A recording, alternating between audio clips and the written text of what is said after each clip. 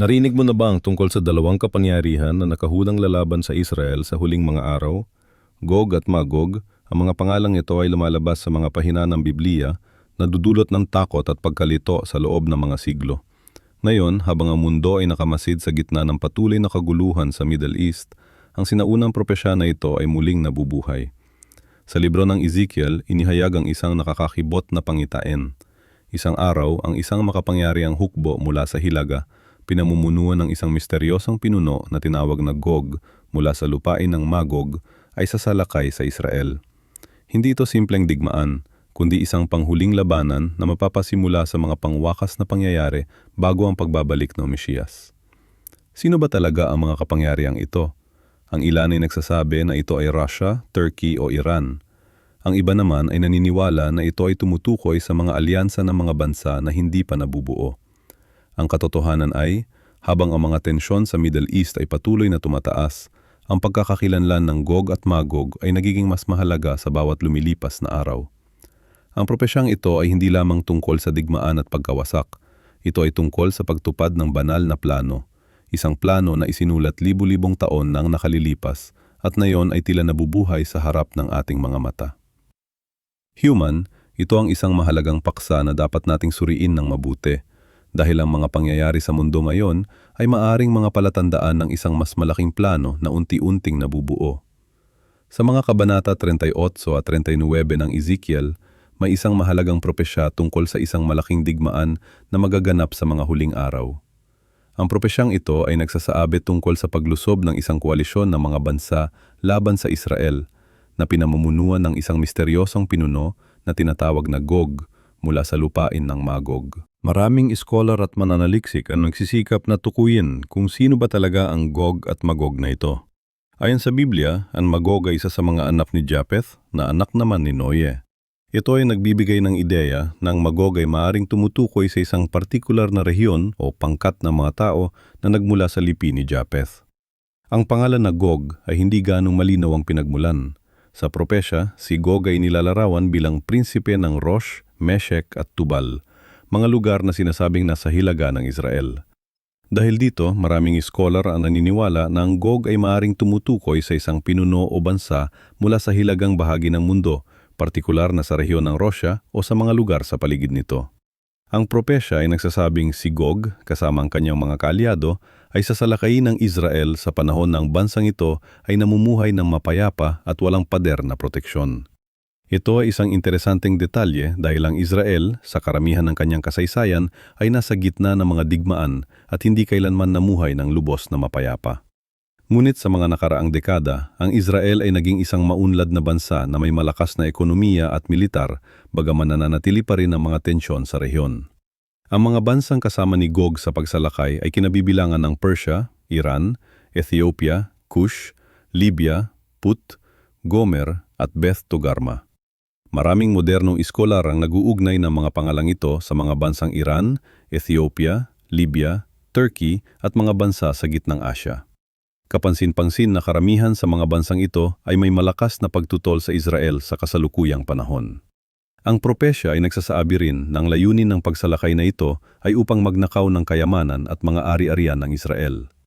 Sa kasalukuyan, ang Israel ay kilala sa kanyang mga natural na kayamanan, partikular na ang mga deposito ng natural gas na natuklasan sa Mediterranean Sea, pati na rin ang kanyang maunlad na teknolohikal na industriya. Ngunit ang pinakakapansin-pansin sa propesyang ito ay ang sinasabing mangyayari sa koalisyon ni Gog. Ayon sa Ezekiel, kapag sinalakay nilang Israel, ang Diyos mismo magtatanggol sa kanyang bayan. Mapapadala siya ng isang malakas na lindol, pati na rin ang apoy at asupre mula sa langit na sisira sa mga hukbo ni Gog. Ang pagkatalo ay magiging napakalaki na aabuting 7 buwan para ilibing ang mga bangkay ng mga namatay. Maraming mananampalataya ang naniniwala na ang propesyang ito ay tumutukoy sa isang tunay na digmaan na magaganap bago ang pangalawang pagdating ni Jesucristo. Ang iba naman ay nagsasabing ito ay simboliko at dapat unawain sa konteksto ng mga panahon ni Ezekiel. Ang pagkilala kung sino ang Gog at Magog ay naging paksa ng maraming debate sa loob ng mga siglo. Noong panahon ng Cold War, maraming iskolar ang naniniwala na ang Russia ang tinutukoy bilang Gog dahil sa kanyang posisyon sa hilaga ng Israel at sa kanyang pagsuporta sa mga kaaway ng Israel sa Middle East. Ang iba naman ay nagsasabing maaring tumutukoy ito sa China dahil sa lumalaking impluensya nito sa reyon at sa kanyang kasaysayan ng pagsuporta sa mga bansang kalaban ng Israel. Sa kabila ng lahat ng mga teorya at interpretasyon, ang isang bagay ay malinaw. Ang propesya ni Ezekiel ay nagsasaabi ng isang malaking digmaan na magaganap sa mga huling araw na kinasasangkutan ng Israel at ng mga bansang nasa paligid nito. Ano man ang maging kahulugan nito, hindi maikakaila na ang mga pangyayari sa Middle East ay patuloy na nakakaakit ng atensyon ng buong mundo at ang tensyon sa reyon ay patuloy na tumataas. Kaya sino nga ba talaga ang Gog at Magog? Habang patuloy tayong nagmamasid sa mga pangyayari sa mundo, lalo na sa Middle East, maaring mas maunawaan natin ang propesyang ito at ang kahalagahan nito sa ating panahon. Ang isa lang ay sigurado. Ang propesya ni Ezekiel ay nagbibigay ng pag-asa sa mga mananampalataya na sa huli, ang Diyos ay magtatagumpay laban sa lahat ng kanyang mga kaaway. Sa gitna ng lahat ng mga propesya sa Biblia, ang tungkol kay Gog at Magog ay isa sa pinaka-intrigante at misteryoso. Maraming eskolar at mananaliksik ang nagsikap na alamin kung sino ba talaga ang mga taong ito na binabanggit sa Ezekiel 38 at 39, pati na rin sa Apokalipsis 20. Ang mga pangalang ito ay hindi lamang ordinaryong pangalan, kundi may malalim na kahulugan sa kasaysayan ng mga propesya. Ang unang pagbanggit kay Gog at Magog ay matatagpuan sa aklat ni Ezekiel, isang propeta na nabuhay noong panahon ng pagkatapon ng mga Israelita sa Babylonia. Sa kanyang mga pangitain, nakita niya ang isang malaking hukbo mula sa hilaga na pinamumunuan ni Gog, na siyang prinsipe ng lupain ng Magog. Ayon sa propesya, sa mga huling araw, ang hukbo ni Gog ay sasalakay sa Israel, na noon ay muling naitatag pagkatapos ng mahabang panahon ng pagkakalat ng mga Hudiyo sa buong mundo. Ngunit sino ba talaga si Gog? Maraming teorya ang umiiral. Ang ilan ay naniniwala na siya ay isang tunay na pinuno ng sinaunang bansa, samantalang ang iba ay nagsasabi na ito ay isang simbolikong pangalan na kumakatawan sa lahat ng mga puwersa na kalaban ng Diyos.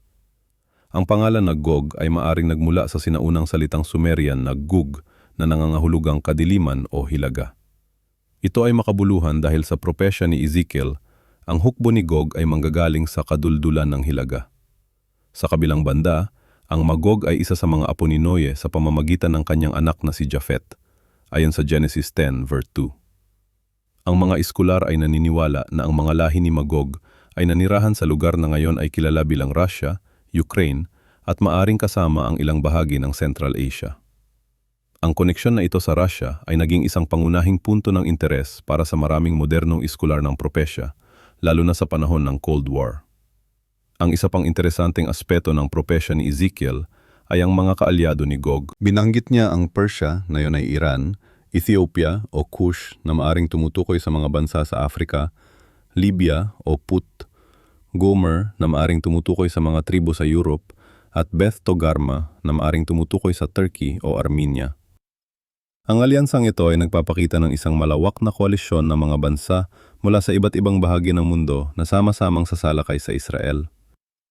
Kapansin-pansin na sa kasalukuyang geopolitical landscape, ang Iran ay isa sa pinakamatatag na kalaban ng Israel, habang ang Russia ay nagkaroon ng komplikadong relasyon sa bansang Hudiyo. Ang Turkey, na dating malapit na kaalyado ng Israel, ay naging mas kritikal sa mga nakaraang taon. Ang mga ugnayan na ito ay nagbibigay ng interes sa mga nagtatangkang iugnay ang modernong mga kaganapan sa sinaunang propesya. Ngunit hindi lahat ay sumasang-ayon sa interpretasyong ito.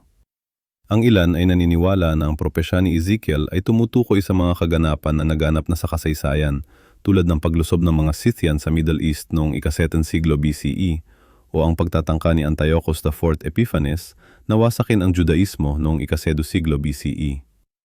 Ang iba naman ay naniniwala na ito ay isang allegorical na kwento na nagtuturo ng mga espiritual na katotohanan kaysa literal na mga kaganapan sa inaharap.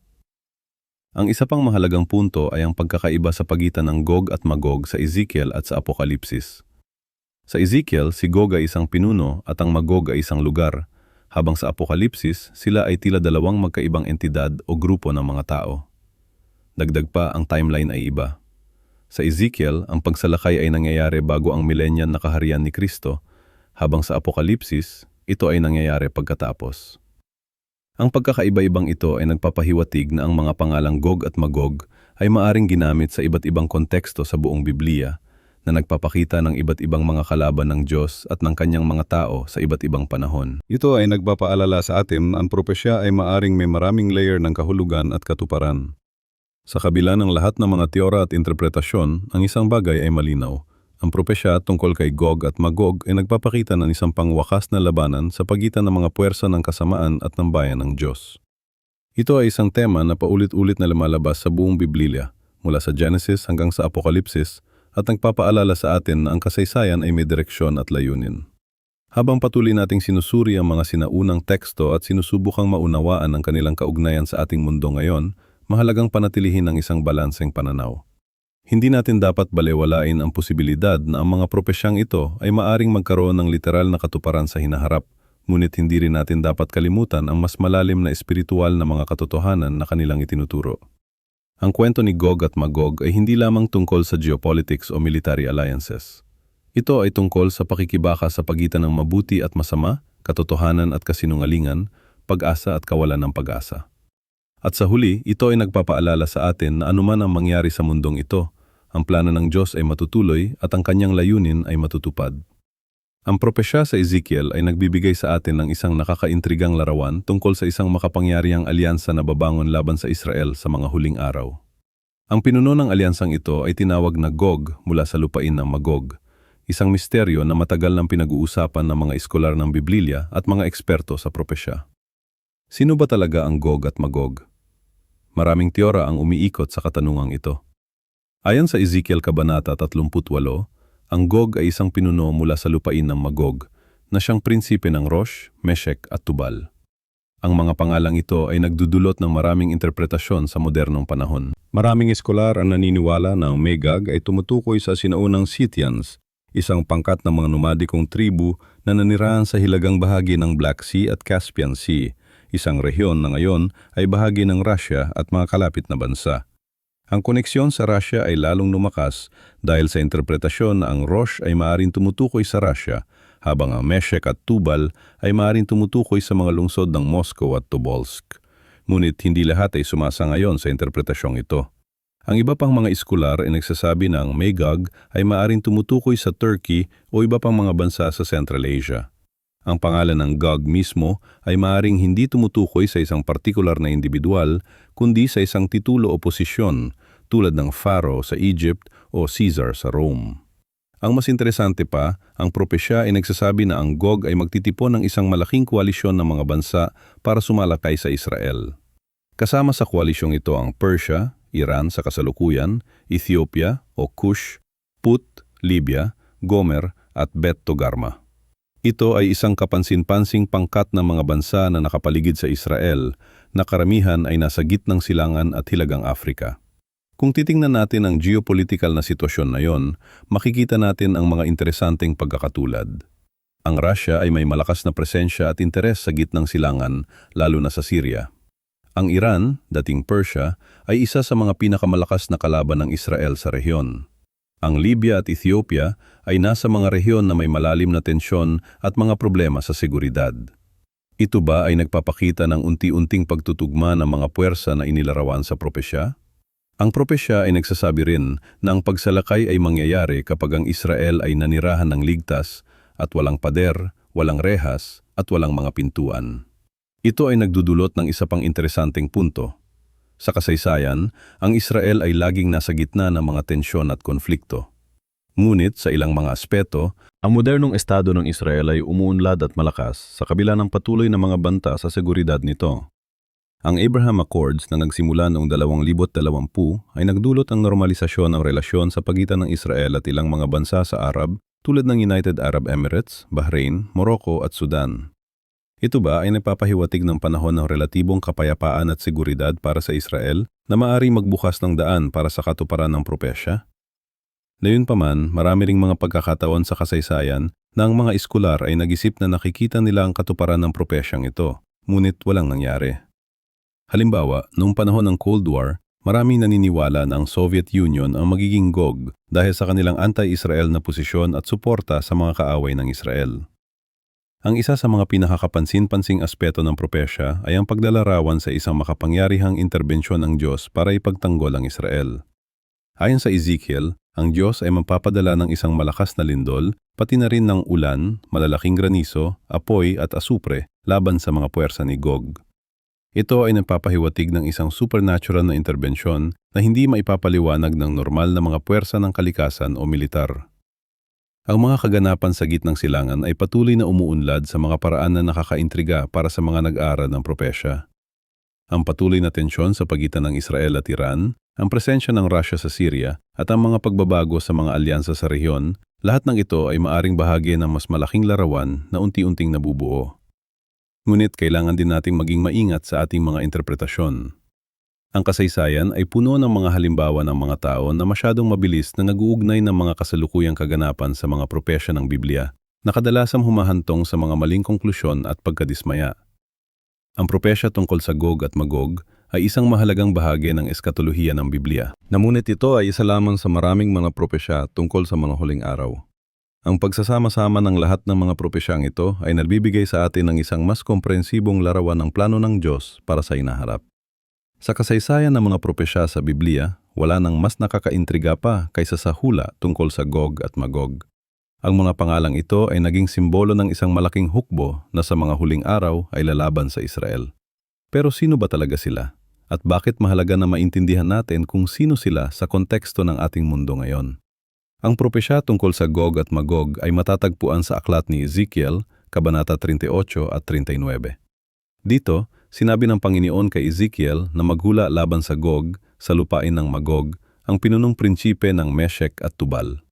Ayon sa propesya, sa mga huling araw, ang Gog na ito, kasama ang kanyang mga kaalyado, ay aakyat laban sa Israel na parang isang ulap na bumabalot sa lupain. Para maintindihan natin kung sino ang Gog at Magog sa modernong panahon, kailangan nating suriin ang mga pangalang binanggit sa propesya. Ang Magog, ayon sa mga eskolar, ay tumutukoy sa isang lugar na ngayon ay kilala natin bilang Russia o ang mga rehiyon sa hilagang bahagi ng Caucasus. Ang Meshek at Tubal naman ay mga sinaunang tribo na nanirahan sa lugar na ngayon ay bahagi ng Turkey. Kapag tiningnan natin ang geopolitical landscape na yon, makikita natin ang isang Russia na muling bumabangon bilang isang global power at isang Turkey na naghahanap ng mas malaking impluensya sa Middle East. Ang dalawang bansang ito ay may komplikadong relasyon sa Israel. Sa nakaraang dekada, nakita natin kung paano lumalakas ang presensya ng Russia sa Syria, isang bansang direktang nakakaharap sa Israel. Samantala, ang Turkey, na dating malapit na kaalyado ng Israel, ay nagkaroon ng mas kritikal na posisyon laban dito sa ilalim ng pamumuno ni Erdogan. Pero hindi lang Russia at Turkey ang binanggit sa propesya. Kasama rin dito ang Persia, na ngayon ay Iran, Ethiopia o Kush, at Libya o Put. Ang Iran ay isa sa mga pinaka-vocal na kalaban ng Israel sa modernong panahon. Ang Ethiopia at Libya naman ay mga bansang nasa Afrika na may kani-kanilang komplikadong kasaysayan at relasyon sa Middle East. Ang pattern na nakikita natin dito ay isang alyansa ng mga bansa mula sa Hilaga, Silangan at Timog ng Israel. Ito ay isang strategic encirclement na nagbabanta sa seguridad ng maliit na bansang Jewish. Ang propesya ay nagsasabi na ang Gog at ang kanyang mga kaalyado ay aakyat laban sa Israel sa isang panahon kung kailan ito ay tahimik at naninirahan ng walang pag-aalala. Maraming eskolar ang naniniwala na ang kondisyong ito ay tumutukoy sa modernong estado ng Israel, lalo na matapos ang mga peace agreement nito sa ilang mga karatig na bansa. Subalit, ang propesya ay nagbababala rin na ang pag-atake na ito ay hindi magtatagumpay. Ang Diyos mismo ang magtatanggol sa Israel at ang mga hukbo ni Gog ay matatalo sa isang paraan na magpapatunay sa lahat ng bansa na ang Diyos ng Israel ay buhay at makapangyarihan. Ang interpretasyon ng propesyang ito ay naging paksa ng maraming debate sa loob ng mga siglo. May mga naniniwala na ito ay isang literal na military confrontation na magaganap sa hinaharap.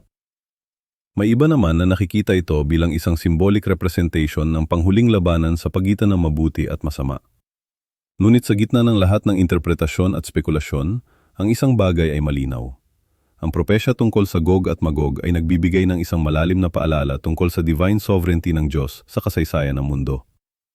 Kahit na ang pinakamalakas na mga bansa at mga alyansa ay hindi makakapigil sa plano ng Diyos para sa kanyang mga tao. Sa mundo ngayon, kung saan ang mga tensyon sa Middle East ay patuloy na tumataas at ang mga global power ay naghahanap ng impluensya sa reyon, ang propesya tungkol sa Gog at Magog ay nagbibigay sa atin ng isang lens para maintindihan ang mga kaganapan sa mas malaking konteksto ng divine narrative. Habang sinusubaybayan natin ang mga kaganapan sa mundo, lalo na ang mga tungkol sa Israel at sa mga bansang nakapaligid dito, mahalagang tandaan na ang kasaysayan ay hindi lamang isang random na serye ng mga kaganapan. May isang mas malalim na kwento na nagaganap, isang kwentong isinulat ng kamay ng Diyos mismo. Ang propesya tungkol sa Gog at Magog ay isa sa mga pinakakontrobersyal at kapanapanabik na bahagi ng eskatolohiya o pag-aaral tungkol sa huling panahon. Marami ang nagtatanong kung sino ba talaga ang Gog at Magog na binanggit sa Biblia, lalo na sa aklat ng Ezekiel at Apokalipsis. Ang mga pangalang ito ay naging simbolo ng mga puwersang lalaban sa Israel sa huling mga araw, pero sino ba talaga sila?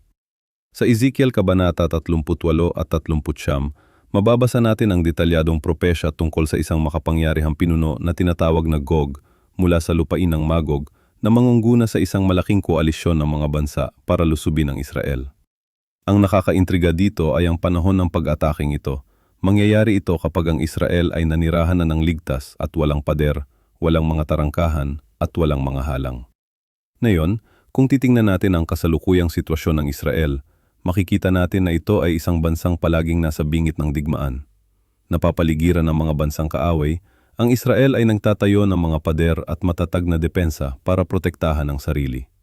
Ibig sabihin, ang kondisyon na inilarawan sa propesya ay hindi pa nangyayari. Kailangan muna tayong makakita ng isang Israel na naninirahan ng mapayapa at ligtas bago mangyari ang pag-atake ng Gog at Magog. Pero sino ba ang Gog na ito? Sa Ezekiel, siya ay inilarawan bilang prinsipe ng Rosh, Meshek at Tubal. Maraming iskularan naniniwala na ang mga pangalang ito ay tumutukoy sa sinaunang mga lugar na ngayon ay bahagi na ng modernong Russia. Ang Meshek ay maaring ang sinaunang pangalan para sa Moscow at ang Tubal ay maaring tumutukoy sa Siberian lungsod ng Tobolsk o sa rehiyon ng Tbilisi sa Georgia. Ang iba pang mga bansa na kasama sa koalisyon ni Gog ay kinabibilangan ng Persia, na ngayon ay Iran, Ethiopia o Kush na maaaring tumutukoy sa bahagi ng Africa, Libya o Put, Gomer na maaaring tumutukoy sa bahagi ng Eastern Europe o Turkey, at Beth Togarma na maaaring tumutukoy sa Armenia o bahagi ng Turkey.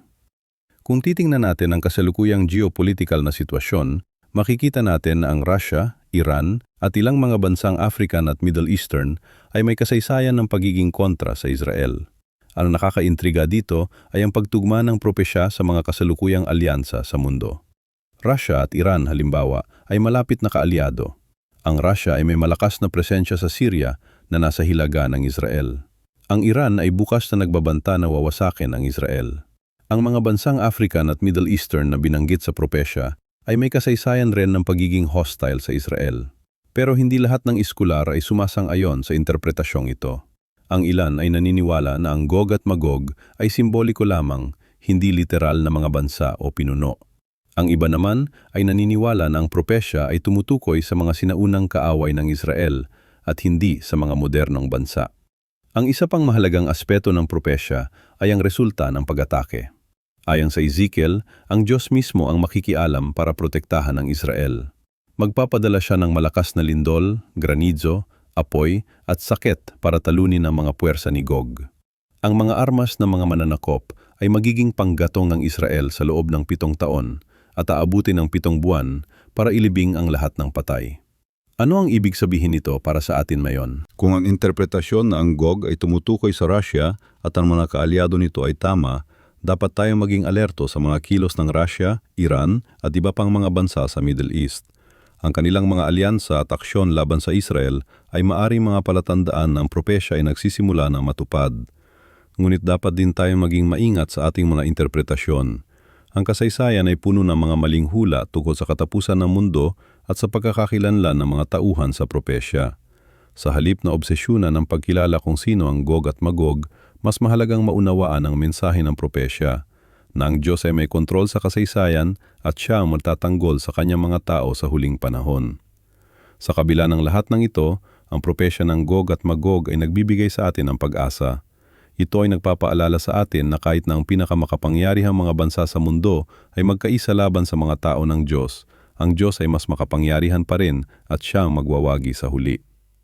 Subalit may isang mahalagang tanong na dapat nating saalang-alang. Kailan mangyayari ang labanang ito? Ang ilan ay naniniwala na ito ay mangyayari bago ang tribulation o ang 7 taong kapighatian na binanggit sa Apokalipsis. Ang iba naman ay naniniwala na ito ay mangyayari sa katapusan ng milenyum o ang 1,000 taong paghahari ni Kristo sa lupa. Ang tanong na ito ay nananatiling bukas para sa debate at pagninilay. Habang sinusuri natin ang mga propesya tungkol sa Gog at Magog, makikita natin ang isang nakakabahala at komplikadong larawan ng hinaharap. Ang propesyang ito ay hindi lamang isang simpleng pagbanggit sa Biblia, kundi isang malalim na paglalarawan ng isang malaking digmaan na mangyayari sa mga huling araw. Sa Ezekiel Kabanata 38 at 39, mababasa natin ang detalyadong paglalarawan ng pagsalakay na ito. Ang Diyos mismo ang nagsasalita kay Propeta Ezekiel na nagsasabing, "Iharap mo ang iyong mukha laban kay Gog, sa lupain ng Magog, ang prinsipe ng Rosh, Meshek at Tubal, at magpropesya laban sa kanya." Ngunit sino ba talaga ang Gog na ito? Maraming eskolarang naniniwala na ang Gog ay hindi pangalan ng isang tao, kundi isang titulo, katulad ng Faraon o Caesar. Ito ay maaring tumutukoy sa isang pinuno na darating mula sa hilagang bahagi ng Israel. Ayon sa propesya, ang pinunong ito ay magiging napakalakas at magtitipon ng maraming bansa para lusubin ang Israel. Ang Magog naman, ayon sa Genesis Kabanata 10, ay isa sa mga anak ni Yafet na anak ni Noe. Sa paglipas ng panahon, ang kanyang pangalan ay naging tawag sa isang rehiyon o bansa.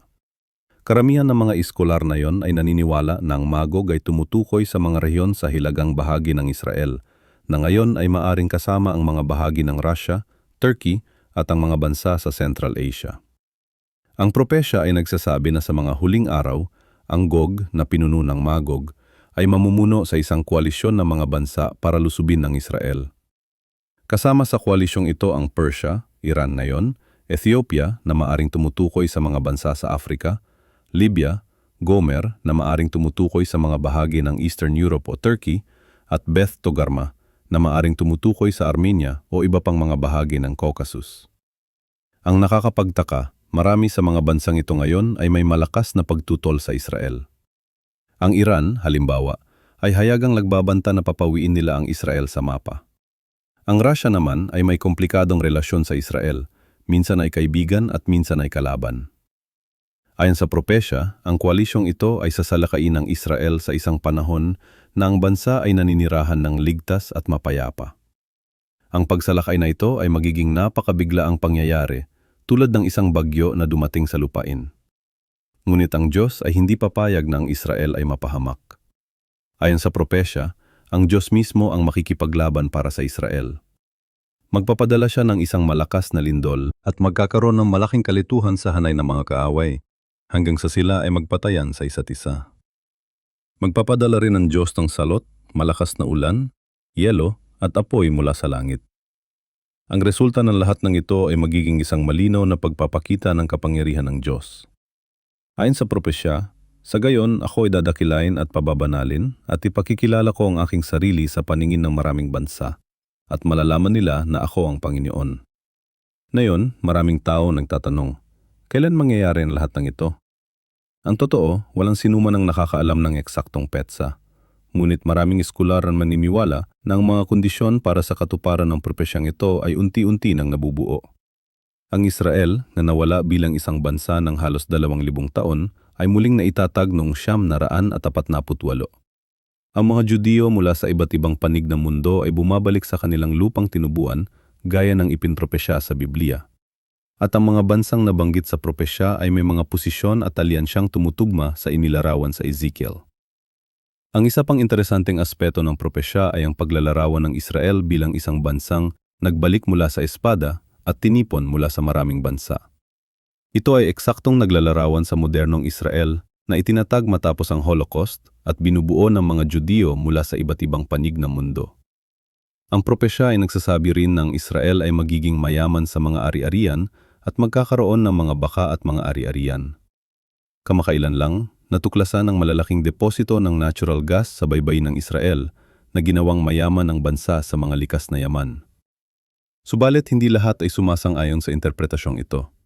Ang ilan ay naniniwala na ang propesya tungkol sa Gog at Magog ay maaring tumutukoy sa isang pangyayari sa nakaraan o kaya ay isa lamang simbolikong paglalarawan ng pangkalahatang pakikipaglaban ng kasamaan laban sa kabutihan. Ngunit para sa maraming mananampalataya, ang mga detalye ng propesya at ang mga kaganapan sa mundo ngayon ay masyadong magkatugma para maging coincidence lamang.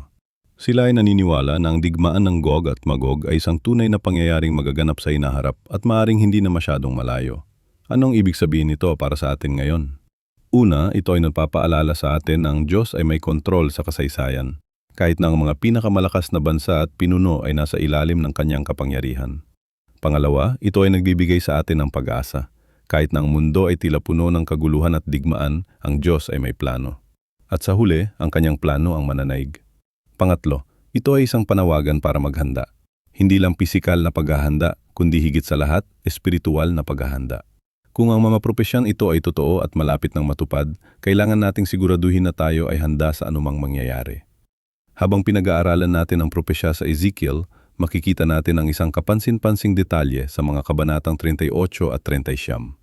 Dito, binabanggit ang isang makapangyarihang kalaban na tinatawag na Gog mula sa lupain ng Magog na mangungguna sa isang malaking koalisyon ng mga hukbo laban sa Israel sa mga huling araw. Pero sino ba talaga itong Gog at Magog? Sa kasaysayan, maraming iskular ang nagtangkang alamin kung sino ang Gog at Magog. Ang ilan ay naniniwala na ito ay tumutukoy sa mga sinaunang Scythians, isang nomadikong tribo na nanirahan sa hilagang bahagi ng Black Sea at Caspian Sea. Ang iba naman ay nag-uugnay nito sa mga Lydians, mga Medes, o kahit sa mga Babylonians. Subalit ang interpretasyong ito ay hindi ganap na nagbibigay linaw sa modernong konteksto. Sa Biblia, malinaw na inilalarawan si Gog bilang isang pinuno mula sa lupain ng Magog na nasa dulo ng hilaga mula sa Israel. Kung titingnan natin ang mapa, makikita natin na ang rehiyong ito ay tumutukoy sa mga lugar na nayon ay kilala bilang Russia at posibleng kasama ang mga dating Soviet republics sa Central Asia. Ang Ezekiel 38:2 and 3 ay nagsasabi, "Anak ng tao, iharap mo ang iyong muka laban sa Gog, sa lupain ng Magog, ang prinsipe ng Rosh, Meshech at Tubal, at magpropesya ka laban sa kanya." Ang mga pangalang ito, Rosh, Meshech at Tubal, ay may kaugnayan sa mga sinaunang tribo at rehiyon na ngayon ay bahagi ng Russia at mga kalapit na bansa. Ang Rosh ay maaring tumukoy sa mga sinaunang taong nanirahan sa Volga River na naging bahagi ng modernong Russia.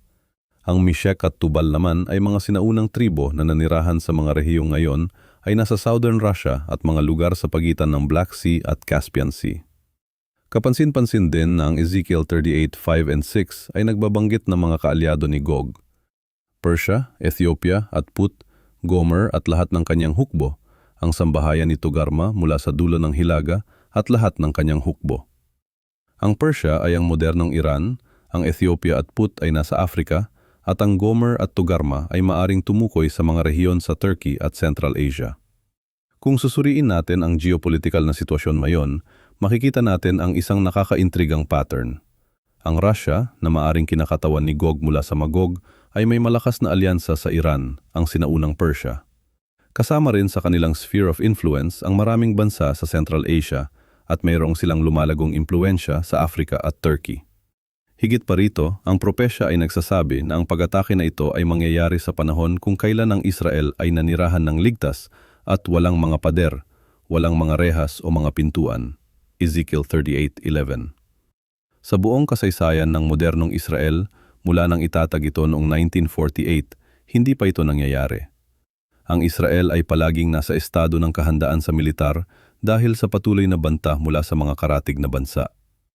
Subalit sa mga nakaraang taon, nakita natin ang Israel na nakipaglagda ng Abraham Accords na nagtatag ng diplomatikong relasyon sa ilang Arab na bansa, kabilang ang United Arab Emirates, Bahrain, Sudan at Morocco.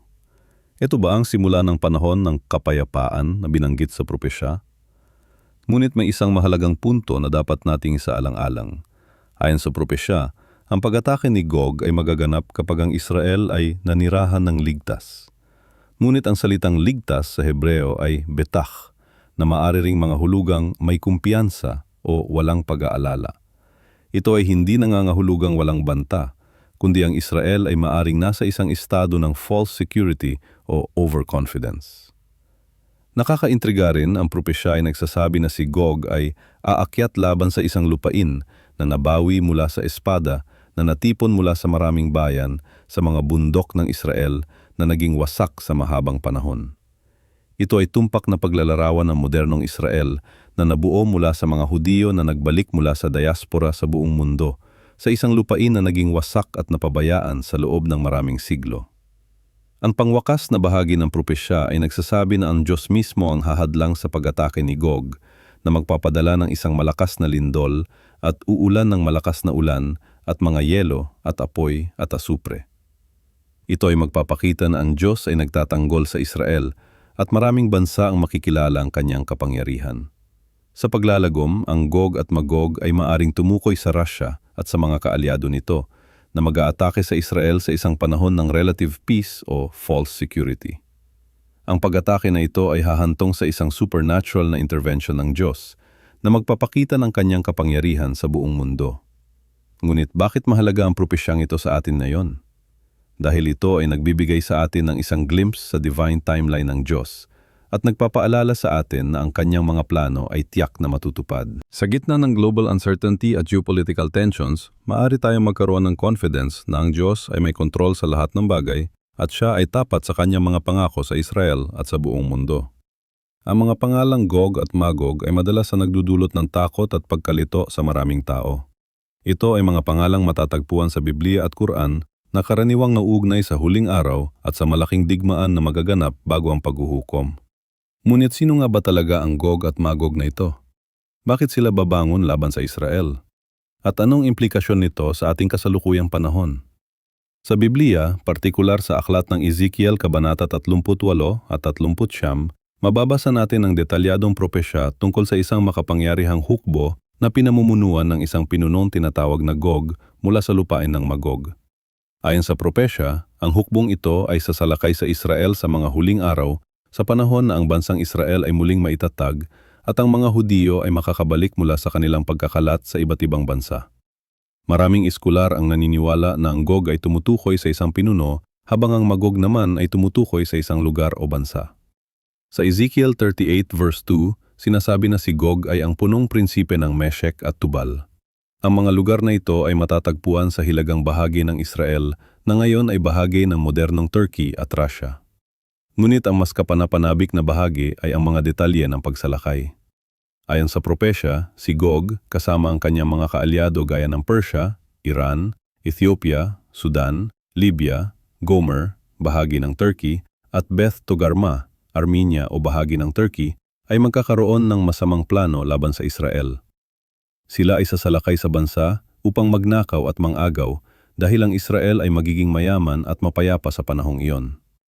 Isipin mo, ang Israel, isang maliit na bansa na halos kasing laki lang ng New Jersey sa Amerika, ay napalilibutan ng mga bansang may malalim na galit sa kanila. Ngunit sa kabila nito, ang Israel ay patuloy na lumakas at umuunlad. Ito ba ay nagkataon lamang o bahagi ito ng isang mas malaking plano na inihayag sa mga banal na kasulatan? Ang katanungang ito ay nagiging mas makabuluhan kapag tiningnan natin ang kasaysayan. Noong unang bahagi ng ika-20 siglo, ang mga Hudiyo ay nakakalat pa sa buong mundo at ang lupain ng Israel ay kontrolado ng iba't ibang kapangyarihan. Ngunit noong 948 pagkatapos ng Holocaust at iba pang pag-uusig, ang bansang Israel ay muling itinatag. Milyon-milyong Hudiyo ang bumalik sa kanilang lupang tinubuan gaya ng sinasabi sa propesya. Ngayon, 75 taon matapos maitatag, ang Israel ay isa sa pinaka-advanced na bansa sa teknolohiya at ekonomiya sa gitnang silangan. Sila ay may nuclear arsenal, malakas na militar, at maunlad na ekonomiya.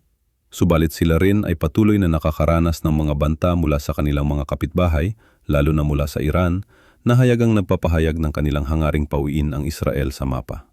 Hindi ba't kapansin-pansin na ang mga bansang binanggit sa propesya ni Ezekiel bilang mga kaalyado ni Gog ay pareho sa mga bansa ngayon ay may malalim na galit sa Israel? Iran, dating Persia, Turkey at Russia ay lahat may komplikadong relasyon sa Israel. At sa mga nakaraang taon, ang mga bansang ito ay nagkakaroon ng mas malapit na ugnayan sa isa't isa. Halimbawa, noong 2011, ang Syria ay nagsimula ng isang civil war. Russia at Iran ay kapwa pumasok upang suportahan ang rehimen ni Assad, habang ang Turkey naman ay may sariling agenda sa rehiyon. Ang mga galaw na ito ay nagdulot ng pagkakaroon ng mga tropang Ruso at Iranian sa tabi mismo ng hangganan ng Israel. Bukod dito, ang Iran ay patuloy na nagbabanta sa Israel at nagpatuloy sa kanilang nuclear program na maraming eksperto ang naniniwala na ginagamit para sa paglikha ng mga nuclear weapons. Ang Turkey naman, sa ilalim ng pamumuno ni Erdogan, ay naging mas critical sa Israel at mas malapit sa mga Islamic nations. At ang Russia, sa ilalim ni Putin, ay nagpapakita ng interes sa gitnang silangan at nagpapadala ng mga tropa at kagamitang militar sa reyon. Ngunit ang pinakakapanapanabik na bahagi ng propesya ay kung paano ito matatapos. Ayon sa Ezekiel, kapag si Gog at ang kanyang mga kaalyado ay sumalakay sa Israel, ang Diyos mismo ang magtatanggol sa kanyang bayan.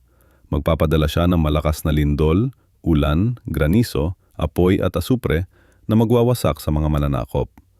Ang mga hukbo ni Gog ay magkakagulo at magsisimulang maglabanan sa isa't isa. Ang resulta?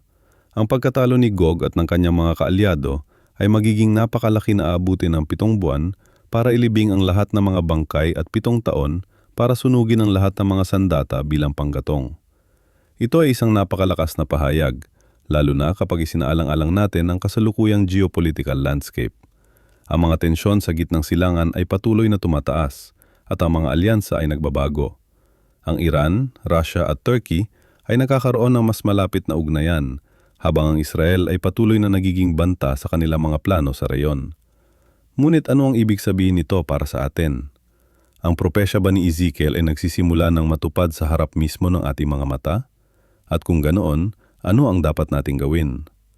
Sa mga sinuunang propesya, may 2 pangalan na palagi nagdudulot ng takot at pagkabahala, ang Gog at Magog. Ngunit sino ba talaga ang mga ito at bakit sila mahalaga sa ating pag-unawa sa mga huling araw? Ang katotohanan ay mas nakakagulat kaysa sa inaakala mo. Ang Gog at Magog ay hindi lamang mga ordinaryong tauhan sa Biblia. Sila ay mga simbolo ng isang malaking koalisyon ng mga bansa na ayon sa propesya ay lalaban sa Israel sa huling mga araw. Nakasaad sa aklat ng Ezekiel, partikular sa mga kabanata 38 at 39, ang detalyadong paglalarawan kung paano ang hukbo ng Gog mula sa lupain ng Magog ay papasukin ng Israel sa panahong hindi inaasahan. Maraming iskolar ang naniniwala na ang Gog ay tumutukoy sa isang pinuno o leader, habang ang Magog naman ay tumutukoy sa teritoryo o lupain. Ngunit ang tanong na nagpapagulo sa maraming iskolar ay kung ano ang modernong katumbas ng mga pangalang ito. Sino ba talaga ang Gog at Magog sa ating panahon na yon? Ang ilan ay naniniwala na ang Magog ay tumutukoy sa Russia. Ito ay batay sa pagsusuri ng heograpiya na binanggit sa Ezekiel na nagsasabing ang Gog ay manggagaling sa extreme north ng Israel. Kung titingnan mo ang mapa, ang Russia ay nasa hilaga ng Israel. Bukod dito, ang mga kasamang bansa na binanggit kasama ng Magog, Persia, Iran, Ethiopia, Sudan, Libya, Gomer at Beth Togarma ay pawang mga bansa na may kasalukuyang alyansa o koneksyon sa Russia. Ngunit hindi lahat ay sumasang-ayon sa interpretasyong ito. Ang iba naman ay naniniwala na ang Gog at Magog ay maaring tumutukoy sa Turkey o sa mga bansang Islamic na nakapalibot sa Israel. May mga nagmumungkahi rin na ito ay maaring tumutukoy sa China, lalo na't ang bansang ito ay patuloy na lumalaki ang impluwensya sa Middle East. Ang kapansin-pansin ay ang paglalarawan sa Ezekiel tungkol sa pag-atake ng Gog at Magog ay may mga elementong nagpapahiwatig ng isang modernong digmaan. May mga referensya sa mga kabayo at mga ngabayo na maaring simboliko para sa mga makabagong kagamitang pandigma. Ang deskripsyon ng isang digmaang malawakan at mapangwasak ay tila tumutugma sa konsepto ng isang World War III o isang nuclear confrontation. Ngunit bakit sila lalaban sa Israel? Ayon sa Ezekiel, isa sa mga motibo ay ang kayamanan ng Israel. Sa Kapitulo 38, talata 12 at 13, sinasabi na ang Gog ay pupunta para sa spoil at prey. Interesante na ngayon, ang Israel ay isa sa mga pinakamayamang bansa sa reyon, may malalaking natural gas reserves, advanced technology, at matatag na ekonomiya. Ang isa pang aspeto na dapat nating isaalang-alang ay ang panahon ng pag-ataking ito. Sinasabi sa Ezekiel na ito ay mangyayari kapag ang Israel ay naninirahan ng ligtas at walang pader. Maring ito ay tumutukoy sa isang panahon ng kapayapaan sa Israel marahil pagkatapos ng isang peace agreement sa kanilang mga kaaway. Alam mo ba na noong nakaraang dekada, ang Russia ay nagpalaki ng kanilang presensya sa Syria na nasa hilaga lamang ng Israel? Ang Iran, na ang sinaunang pangalan ay Persia, ay patuloy na nagbabanta na pupunasan nila ang Israel sa mapa. At ang Turkey, na maring kabilang sa Gomer na binanggit sa Ezekiel, ay naging mas antagonistiko sa Israel sa ilalim ng kasalukuyang administrasyon.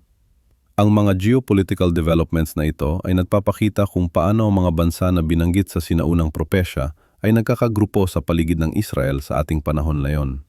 Ngunit ang propesya ay hindi lamang tungkol sa pag-atake, ito ay tungkol din sa resulta. Ayon sa Ezekiel, ang pag-atake ng Gog at Magog ay hindi magtatagumpay. Sa halip, ito ay magiging okasyon para sa isang supernatural na intervention. Ang Diyos mismo ang magiging tagapagtanggol ng Israel at ang mga puwersang sumasalakay ay mawawasak sa pamamagitan ng mga natural na kalamidad, lindol, salot at iba pang mga sakuna.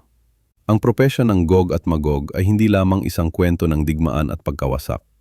Ito ay isang kwento ng pagpapatunay ng katapatan ng Diyos sa kanyang mga pangako. Sa gitna ng krisis, ang Diyos ay magpapakita ng kanyang kapangyarihan hindi lamang sa Israel, kundi sa buong mundo. Ngayon, habang sinusubaybayan natin ang mga kaganapan sa Middle East, hindi maiwasang mapansin ang mga pattern na tila tumutugma sa sinaunang propesya. Ang Russia, Iran, Turkey at iba pang mga bansa ay nagkakaisa sa kanilang oposisyon sa Israel. Ang mga alyansa at tensyon sa rehiyon ay nagbabago araw-araw, at ang mga eksperto sa geopolitics ay nababahala sa posibilidad ng isang malaking konfrontasyon. Maaring hindi natin alam kung kailan eksaktong mangyayari ang pag-atake ng Gog at Magog o kung sino talaga ang mga tauhan na tinutukoy ng mga pangalang ito.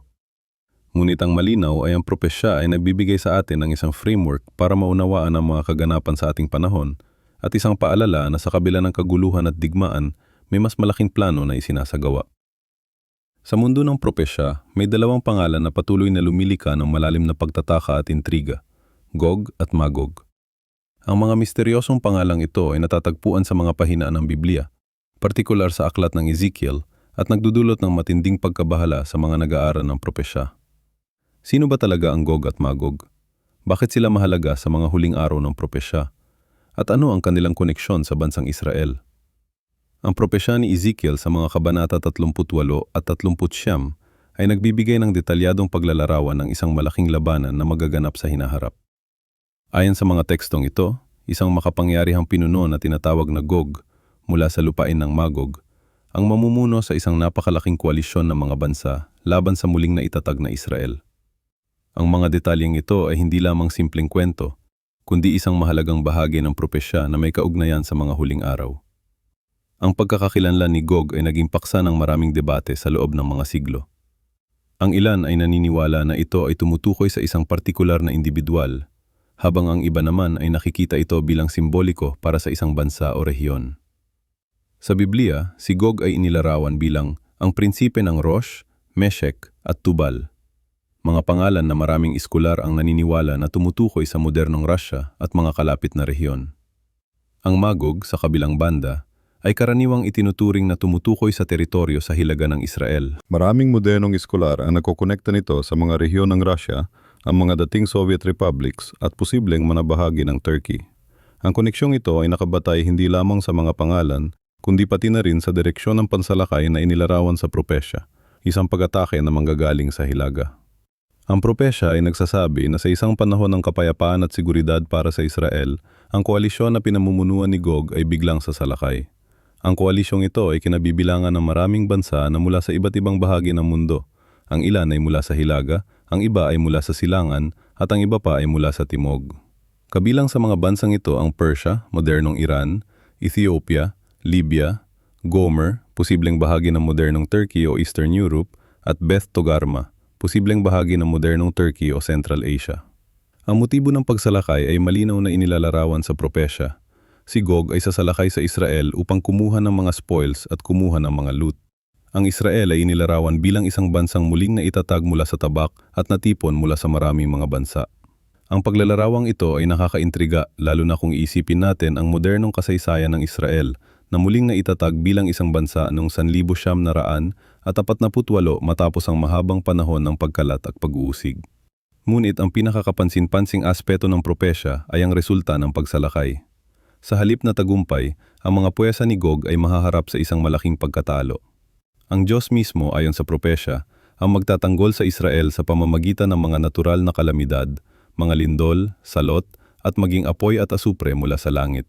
Ang pagkatalo ay magiging napakalala na aabuti ng 7 buwan para ilibing ang mga patay at 7 taon para ubusin ang mga sandata bilang panggatong. Ang propesya tungkol kay Gog at Magog ay hindi lamang isang kwento ng digmaan at pagkatalo. Ito ay may mas malalim na spiritual na kahulugan. Ayon sa Ezekiel, ang layunin ng Diyos sa pagpapahintulot sa pagsalakay at pagkatapos ay sa paghahatid ng malaking pagkatalo ay upang ipakita ang kanyang kapangyarihan at kabanalan sa harap ng mga bansa. Ipakikilala ko ang aking kadakilaan at kabanalan, at ipakikilala ko ang aking sarili sa harap ng maraming bansa. Pagkatapos ay malalaman nila na ako ang Panginoon, sabi ng propesya. Sa modernong konteksto, marami nag-aaral ng propesya ang nakikita ang posibilidad na ang labanan na ito ay maaring mangyari sa malapit na hinaharap. Ang mga geopolitical na tensyon sa Middle East, partikular na ang patuloy na pakikibaka ng Israel para sa kaligtasan at ang lumalaking impluensya ng Russia at Iran sa rehiyon, ay nagbibigay ng intrigante na backdrop para sa posibleng katuparan ng propesya. Ang Iran, na kilala bilang Persya sa Biblia, ay patuloy na nagpapahayag ng kanilang pagkamuhi sa Israel at ang kanilang hangarin na burahin ito mula sa mapa. Russia, sa kabilang banda, ay nagtataglay ng malakas na presensya sa Syria, isang bansang direktang nakaharap sa Israel. Ang mga koneksyon at alyansa na nabubuo sa rehiyon ay tila sumasalamin sa mga alyansa na inilarawan sa propesya. Ngunit higit pa sa mga geopolitical na konsiderasyon, ang propesya tungkol kay Gog at Magog ay nananatiling isang malakas na paalala ng katapatan ng Diyos sa kanyang mga pangako. Sa kabila ng lahat ng mga hamon at banta na kinakaharap ng Israel, ang propesya ay nagsasabi na ang Diyos ay patuloy na nagbabantay at nagpoprotekta sa kanyang mga tao. Sa pagtatapos, ang kwento ni Gog at Magog ay hindi lamang isang propesya ng bigmaan at pagkawasa. Ito ay isang malakas na pahayag tungkol sa soberanya ng Diyos sa kasaysayan at kanyang pangakong hindi pababayaan ang kanyang mga tao. Sa panahon ng lumalaking kawalan ng katiyakan at tensyon sa mundo, ang propesyang ito ay nagbibigay ng pag-asa at katiyakan na, sa huli, ang plano ng Diyos ay mananaig. Kung nagustuhan mo ang video na ito, huwag kalimutang mag-like at i-share to sa iyong mga kaibigan at pamilya. Ang pagbabahagi ng kaalamang ito ay makakatulong sa iba na maunawaan ang mahalagang propesya na ito at ang kanilang kahalagahan sa ating mundo ngayon.